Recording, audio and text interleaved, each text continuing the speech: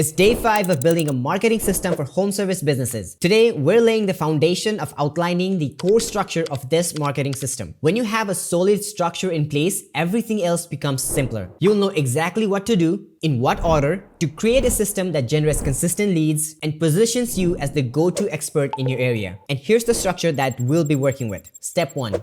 The social authority blueprint. This is about transforming your social media so that they attract the right type of client that you want to work with. Step number 2, the daily action plan or the roadmap. This is a roadmap that tells you exactly what to do every day to drive consistent results. Step 3, the content creation blueprint. This is the system for producing quality and engaging content that resonates with your target audience and converts views into leads and leads into booked appointments. Step 4, automation, systems, and processes. Finally, we set up the automations, systems, and processes to help you run your marketing on autopilot. If you want to dive deeper on how this marketing system can transform your business, join my private group using the link below in the comments, where I'll be breaking each step down further and sharing resources to help you improve your marketing and build your own marketing system. Tomorrow, we're focusing on profile optimization, your first big step towards attracting and converting the right clients. Don't miss it.